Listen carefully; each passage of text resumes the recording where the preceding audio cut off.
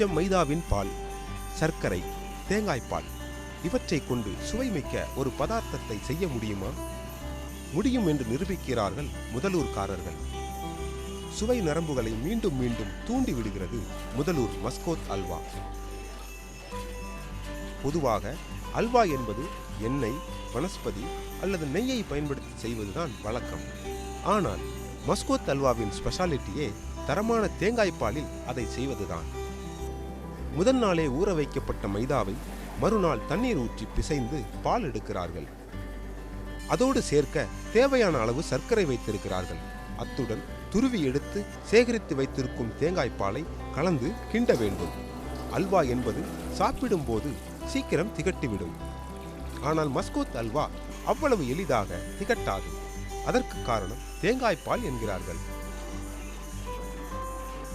இந்த தேங்காவை நாங்கள் நல்ல தேங்காவை பார்த்து எடுத்து அதை திருவி அதை மறுபடியும் பிரித்து மறுபடியும் நாங்கள் பால் எடுத்து அதை சுத்தமாக பால் எடுத்து அதுவும் கொண்டு வந்து மறுபடியும் நாங்கள் அதை என்ன செய்வோம்னா தேவையான சீனி, அதுக்கு தேவையான தண்ணி அதெல்லாம் ஊற்றி ஒரு 2 மணி நேரமாக அதில் நாங்கள் வந்து கிளறும்போது அது கலர் வேக்காடு வந்து கலர் வந்து நல்லா தரமான பொருளாக வரும்போது ஒரு 10 நிமிஷம் இருக்கும்போது அதுக்குரிய தேவையான முந்திரி பருப்பு அதை நாங்கள் போட்டு அதை நாங்கள் தரமாக கொடுப்போம். மக்களும் விரும்பி சாப்பிட்றாங்க, மக்களுக்கும் நல்லா ஆரோக்கியமாக இருக்கும். அது தானியங்கி இயந்திரத்தில் மஸ்கோத் அல்வா தயாராகி கொண்டிருக்க அல்வா மாஸ்டர் செல்வராஜ் தவறு எதுவும் நடந்துவிடக் கூடாது என்பதில் கவனமாக இருந்தார்.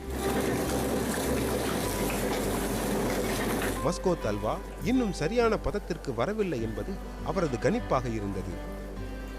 ஒருபுறம் தானியங்கி இயந்திரம் அல்வாவை பதத்திற்கு கொண்டு வர முயற்சிக்க, மற்றொரு புறம் ஆட்களும் அல்வாவை தீவிரமாக கிண்டிக் கொண்டிருந்தனர். கிட்டத்தட்ட 2 மணி நேரமாவது கிண்டினால்தான் மஸ்கோத் அல்வா தயாராகும். ஒரு கட்டத்தில் அல்வா பிரவுன் நிறத்திற்கு வந்தவுடன் முந்திரி பருப்பு சேர்க்கப்படுகிறது. அவ்வளவுதான், மஸ்கோத் அல்வா தயாராகிவிட்டது. ஒரு நாள் முழுவதும் ஆற வைக்கப்பட்ட பின்பு பேக் செய்து விற்பனைக்கு அனுப்புகிறார்கள். இந்த அல்வாவிற்கு மஸ்கோத் என பெயர் வருவதற்கும் காரணம் இருக்கிறது. வளைகுடா நகரங்களில் ஒன்றான மஸ்கட்டில் தேங்காய்பாலில் செய்யும் அல்வா ஃபேமஸ்.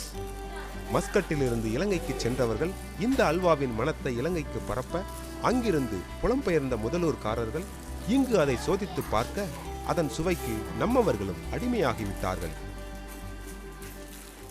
எங்கள் தாத்தா காலத்துலேருந்து இதை வந்து ஒரு கிட்டத்தட்ட ஒரு 3rd ஜென்ரேஷன் சொல்லலாம். நாங்கள் கன்னியூவாக இது பாரம்பரியமாக பண்ணிட்டு வரோம்.